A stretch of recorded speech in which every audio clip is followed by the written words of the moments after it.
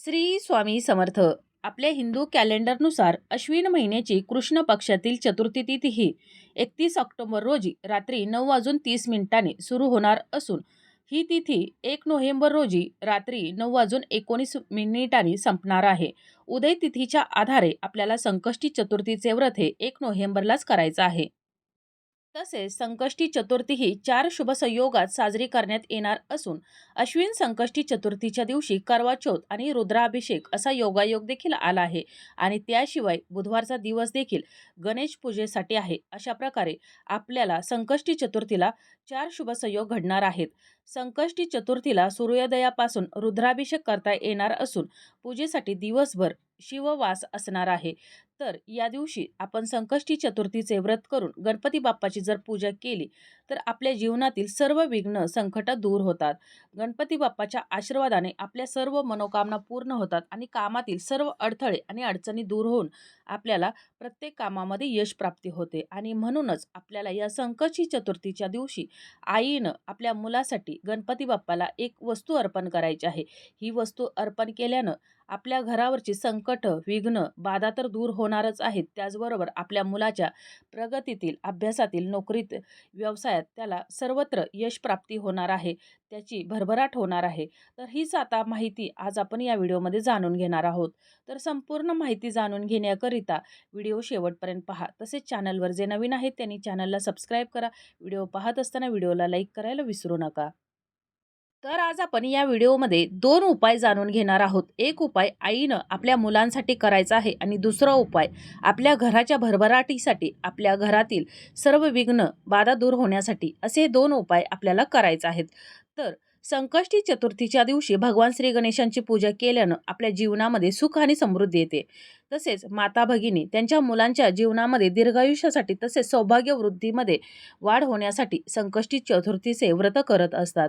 आपल्या हिंदू शास्त्रामध्ये भगवान श्री गणेशांना प्रथम देवता मानलं जातं आणि त्यामुळं कोणतंही शुभ कार्य करण्यापूर्वी गणेशाची स्तुती व स्मरण केलं जातं.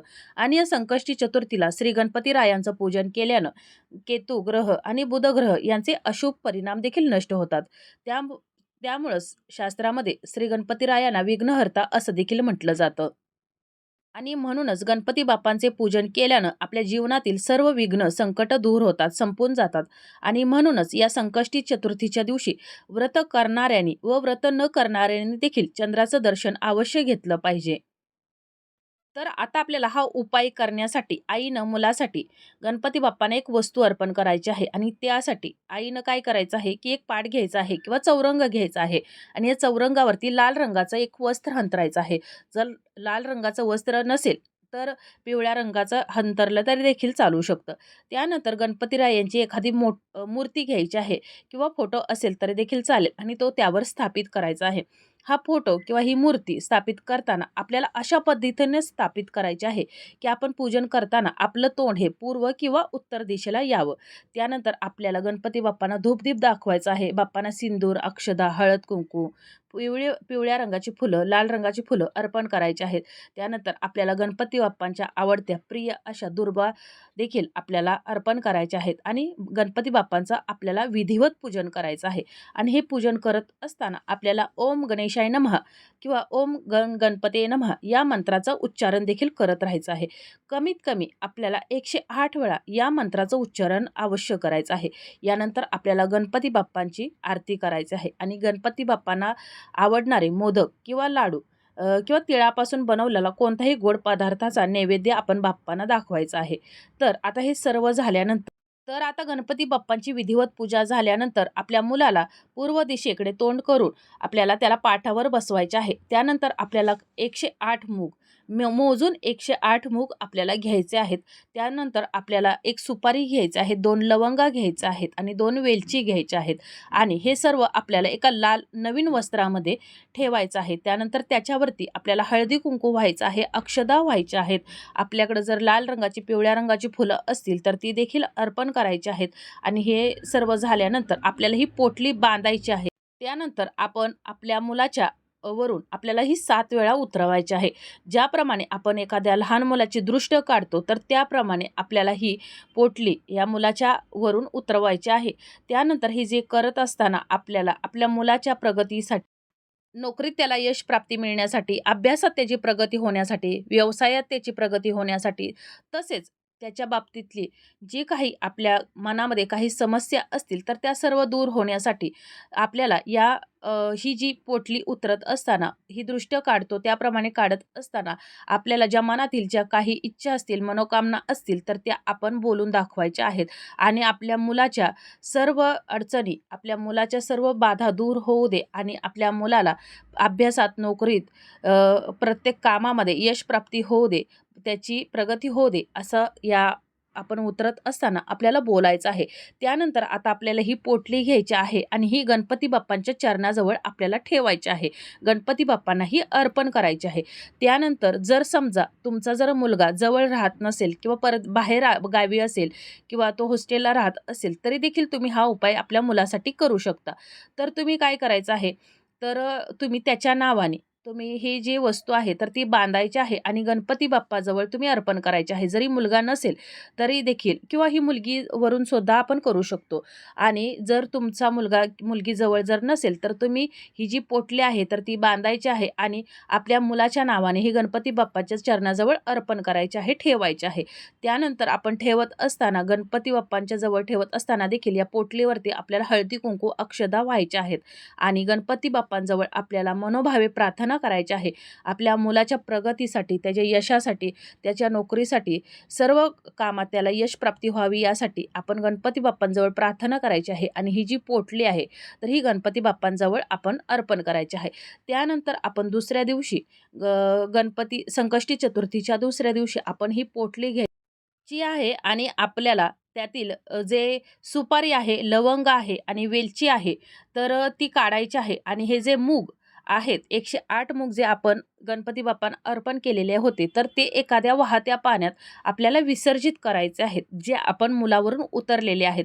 त्यानंतर आपण जे लवंग घेतलेली होती, तर ती लवंग घ्यायची आहे आणि त्या दिवशी संध्याकाळी 3 सांजेच्या वेळेला आपण भीमसेनी कापूर घ्यायचा आहे, 2 कापराच्या वड्या घ्यायच्या आहेत आणि या जे लवंग घेतलेल्या आहेत त्या घ्यायच्या आहेत आणि आपण त्या घरामध्ये आपल्याला जाळायच्या आहेत आणि त्याचा पूर्ण घरामध्ये आपल्याला त्याचे धूप करायचे आहे, पूर्ण धूर करायचा आहे आणि घरातील प्रत्येक कानाकोपऱ्यात आपल्याला ते फिरवायचं आहे. आणि ज्या सुपाऱ्या घेतलेल्या आहेत आणि 2 ज्या वेलची घेतलेल्या आहेत, तर त्या वेलची आणि सुपाऱ्या आपल्याला आपल्या तिजोरीमध्ये ठेवायच्या आहेत. तर अशा प्रकारे जर तुम्ही या जर लवंगा घरामध्ये जाळल्या, तर घरामधील जी नकारात्मक शक्ती असेल, तर ती घरामधील नकारात्मक शक्ती, आजार, बाधा किंवा कोणतेही संकट, विघ्न असेल, तर या धुराबरोबर ते घरातून बाहेर जाणार आहे. आणि त्यासाठी आपल्याला या लवंगा या भीमसेनी कापूरसोबत जाळायच्या आहेत. आणि त्यानंतर हे जे 2 सुपाऱ्या घेतलेल्या आहेत आणि ते लवंग वेलची घेतलेली आहे, तर ते आपल्या तिजोरीमध्ये आपल्याला ठेवून द्यायचं आहे. त्याचबरोबर आता हे ठेवल्यानंतर ज्यावेळेला आपला तिजोरीमध्ये किंवा आपण ज्या ठिकाणी आपले धन ठेवत असू, पैसा अडका ठेवत असू, तर त्या ठिकाणी ठेवायचं आहे. त्यानंतर ज्यावेळेला आपला मुलगा एखाद्या चांगल्या कामासाठी, नोकरीसाठी किंवा कोणत्याही कार्यासाठी जर जात असेल आणि त्यावेळेला याच्यातील जे वेलचे आहे, तर त्यातील 2 वेलच्या आहेत, तर त्याने त्याच्या पर्समध्ये, पॉकेटमध्ये ठेवायच्या आहेत. असं केल्यानं त्याला तो ज्या कामासाठी चालला आहे, तर त्या प्रत्येक कामामध्ये त्याला यश प्राप्ती होणार आहे. त्याचे प्रत्येक काम हे सिद्धीस जाणार आहे आणि त्यासाठी कोणत्याही कार्यासाठी जाताना, कोणत्याही कामासाठी जाताना आपल्या मुलाला या ज्या 2 वेलच्या आहेत, तर त्या द्यायच्या आहेत. आणि तसेच आपल्या घरातून जर आपले पती देखील आपल्या घराबाहेर जात असतील कोणत्या व्यवसायासाठी किंवा कोणत्या कामासाठी, तर त्या कामासाठी देखील आपण ह्या वेलच्या त्यांच्याजवळ देखील देऊ शकता. परंतु आपण घरी आल्यानंतर आपण ज्या ठिकाणी ह्या वेलच्या ठेवलेल्या होत्या, तर त्या ठिकाणी आपल्याला पुन्हा या वेलच्या ठेवायच्या आहेत आणि अशा प्रकारे आपल्याला हा उपाय करायचा आहे. तर हा उपाय आपल्याला संकष्टी चतुर्थीलाच करायचा आहे. त्याचबरोबर आपल्याला अजून एक साधा आणि सोपा अगदी छोटासा उपाय करायचा आहे. पण हा उपाय देखील अद्भुत आणि चमत्कारिक उपाय आहे. तर हा उपाय करण्यासाठी आपण तर गणपतीरायाची या संकष्टी चतुर्थीला विधिवत पूजा करत असतोच. त्याचबरोबर आपल्याला काय करायचं आहे, एक चांदीचं नाणं घ्यायचं आहे आणि या चांदीच्या नाण्यावर आपल्याला एक सुपारी ठेवायची आहे आणि हे गणपती बाप्पाच्या चरणाजवळ आपल्याला ठेवायचं आहे. त्यानंतर आपण या सुपारीला श्री गणेश मानून त्यावर आपल्याला हळदी कुंकू, अक्षदा, फुलं, दुर्वा व्हायच्या आहेत आणि आपण या सुपारीची देखील विधिवत पूजा करायची आहे. त्यानंतर आपल्याला हे सर्व एका पिवळ्या रंगाच्या कापडामध्ये बांधायचं आहे आणि हे गणपती बाप्पांच्या चरणाजवळच हे आपल्याला ठेवायचं आहे. त्यानंतर दुसऱ्या दिवशी सकाळी आपल्याला ही जी पोटली बांधलेली आहे, ज्याच्यामध्ये एक चांदीचं नाणं आणि सुपारी आहे, तर ती घ्यायची आहे. गणपती बाप्पाजवळ आपण प्रार्थना करायची आहे. आपल्या घरावरची सर्व संकट, विघ्न, बाधा दूर होऊ दे. आपल्या घरामध्ये लक्ष्मीचा वास राहू दे. आपल्या घराची भरभराट होऊ दे. अशी प्रार्थना करून आपण ही जी पोटली बांधलेली आहे, तर त्यामधील जे चांदीचं नाणं आहे, तर ते त्यानंतर हे जे चांदीचं नाणं आहे, तर ते आपण ज्या ठिकाणी आपले पैसे, अडका किंवा आपलं जे धन असेल, तर ते ठेवत असू, तर त्या ठिकाणी आपल्याला हे चांदीचं नाणं ठेवायचं आहे. आणि त्याचबरोबर ही जी सुपारी घेतलेली आहे, तर ही सुपारी आपल्याला दुसऱ्या दिवशी जे आपल्या आजूबाजूला जर एखादं गणपती बाप्पांचं जर मंदिर असेल, तर तिथं नेऊन आपल्याला अर्पण करायचे आहे. जर गणपती बाप्पांचं जर मंदिर नसेल, तर आपण कोणतेही शंकराच्या मंदिरामध्ये जरी नेऊन अर्पण केलं तरी देखील चालू शकतं. तर ही सुपारी आपण तिथं नेऊन ही त्या मंदिरामध्ये अर्पण करायची आहे. आणि ही जी चांदीचं नाणं आहे, तर ते आपल्या तिजोरीमध्ये किंवा कपाटामध्ये ठेवायचं आहे. तर यामुळं आपल्या जीवनातील दरिद्रता, दुर्भाग्य कायमचं निघून जाईल आणि आपल्याला प्रत्येक कामामध्ये, कार्यामध्ये यश प्राप्ती होणार आहे. तर अशा प्रकारे मी तुम्हाला जे 2 उपाय सांगितलेले आहेत, एक तुमच्या घरासाठी, घरातील सर्व संकट, विघ्न दूर होण्यासाठी आणि घरामध्ये संपत्तीची, धनधान्याची भरभराट होण्यासाठी, तसेच आपल्या मुलावरची सर्व विघ्न दूर होऊन त्याची व्यवसायात, अभ्यासात, नोकरीत प्रगती होण्यासाठी. तर तुम्ही हे उपाय या संकष्टी चतुर्थीला अवश्य करून पहा. तुम्हाला याचा नक्कीच फायदा होणार आहे.